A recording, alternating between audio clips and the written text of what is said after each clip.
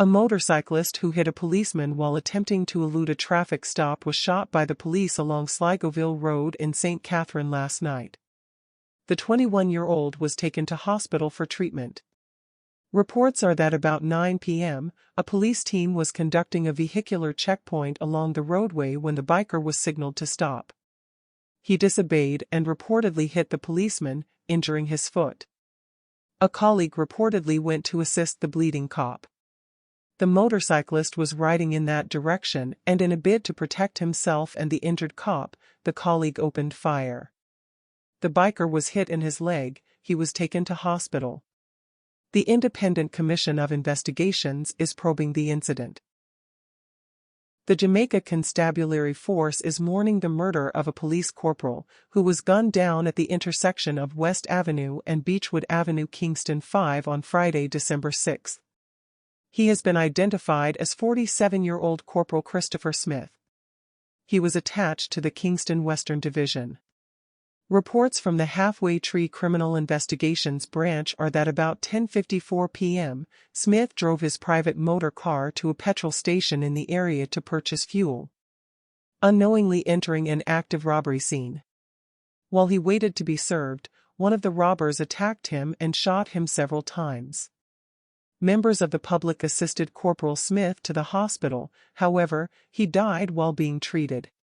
The Police High Command has directed that the Chaplaincy Services Branch and the Community Safety and Security Branch provide support to Corporal Smith's family and colleagues. A 4-year-old who was one of 2 pillions on a motorcycle died in a collision in Negro, Westmoreland on Friday, according to a police report.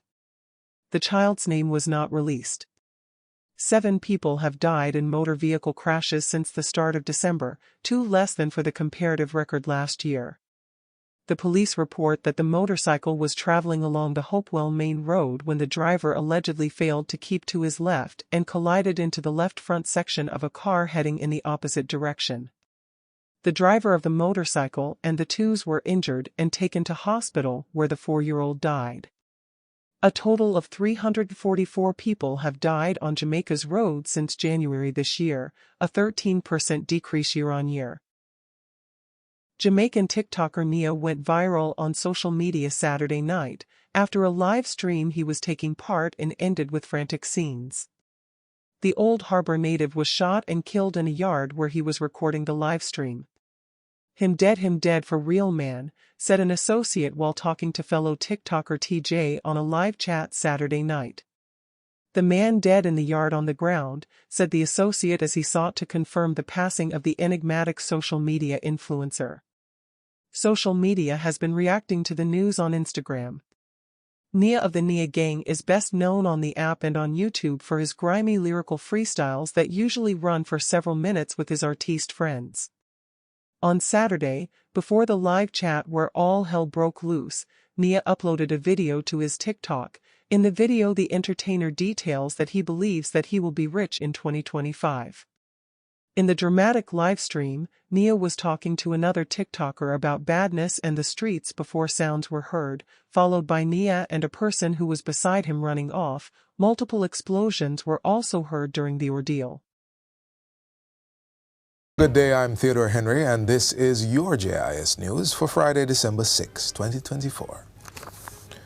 4 contracts have been signed, paving the way for work to begin this month under the government's much-anticipated Shared Prosperity through Accelerated Improvements to Our Road Network (SPARK) program. The contracts were signed yesterday between the government and China Harbour Engineering Company, CHEC, the successful bidder on the project. China Harbour has now effectively become a Jamaican company. Essentially, they have been working in Jamaica now for more than a decade, and we have grown to understand their working structures, and there is a very good understanding between the government of Jamaica, government of China, but also between NWA and China Harbour, and they know the quality of work that we expect.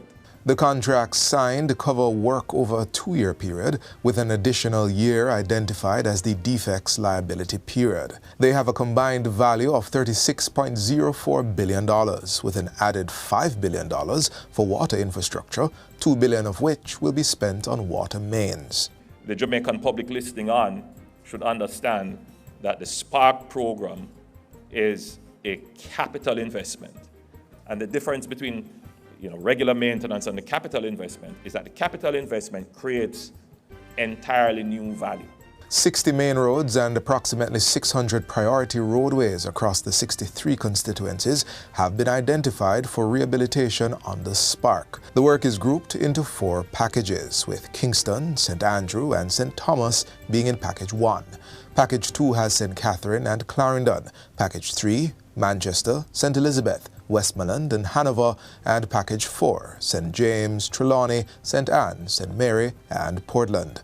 Prime Minister Holness also reveals that the first constituency in the corporate area to see work done will be St. Andrew Western, and the first in rural Jamaica is Northwest St. Elizabeth. During Thursday's contract signing, a Spark website was launched on which persons can find a governance framework that was established for the project and approved by Cabinet. Meanwhile, Prime Minister Dr. Andrew Holness has declared the island's road condition a national emergency as he announces an allocation of $2 billion for immediate maintenance. The project will be headed by the National Works Agency. It will involve the patching and restoration of roads that are high-volume traffic areas, as well as critical connection points and economically sensitive roads. The Prime Minister says the NWA is to supply Cabinet with the list of main roads for work to begin immediately.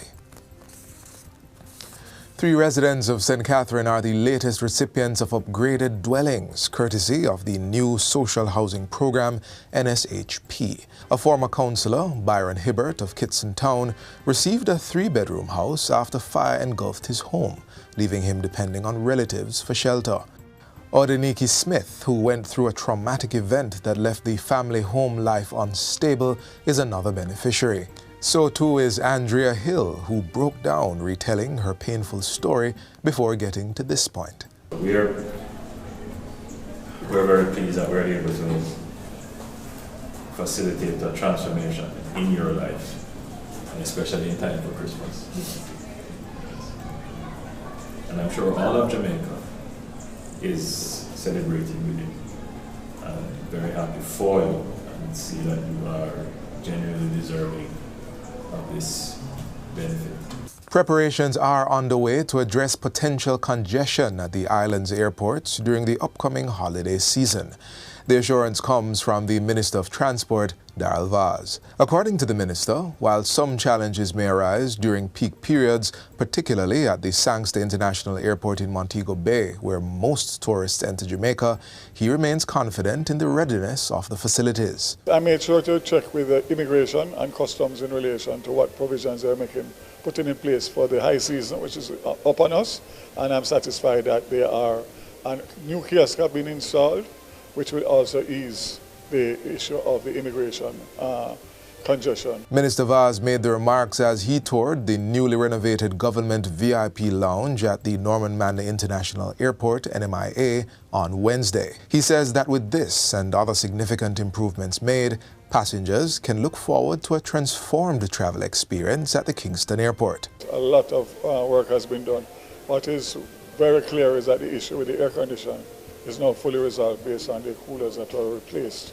And that was really one of the biggest misery index factors.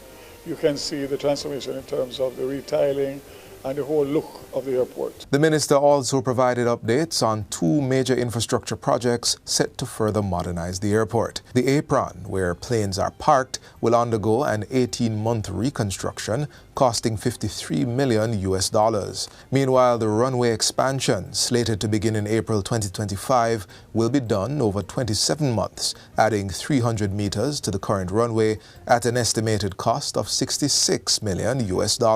The issue of the apron is far advanced contractor selected, and it's really just to go through the processes for the mobilization, etc. And then in terms of the runway expansion, that also is far advanced in terms of quotations coming in, and basically just has to go through the process to be able to obviously sign the contract and mobilize. And finally, Minister of Labour and Social Security Pernell Charles Jr. is urging persons to drive carefully on the roads, especially as we head into the holiday season. The minister, who was speaking at Grinnell's On the Road, On the Job International Safety Workshop recently, recommends that people assign a designated driver if they intend to drink. We don't want to have a situation where fatalities are dropping and the numbers are still in the hundreds. We're a small country, and if we take care of ourselves, if we have a collective effort, then the movement up or down won't be by chance. It should be a deliberate effort to mitigate and eliminate road deaths. There's no reason other than our own decisions why we have so many deaths on the road. Saturday, West Ham broke the news that their forward player and reggae boy Michael Antonio had gotten into a vehicular accident. However, the severity was not mentioned. About an hour after the news broke, a photo surfaced showing the wreckage, which is a horrible sight. The photo now circulating online of the crash site shows the front right side of a silver-colored Ferrari car totally destroyed with the wheel missing in the woods next to trees. As reported by The Guardian, the footballer crashed his Ferrari GTC4 Lusso, which is worth more than £200,000 in Epping Forest, Essex, UK. The windscreen and the front of inside of the vehicle were also destroyed with airbags deployed. Following the accident, the 34-year-old was taken to hospital where he is said to be in stable condition, conscious and communicating.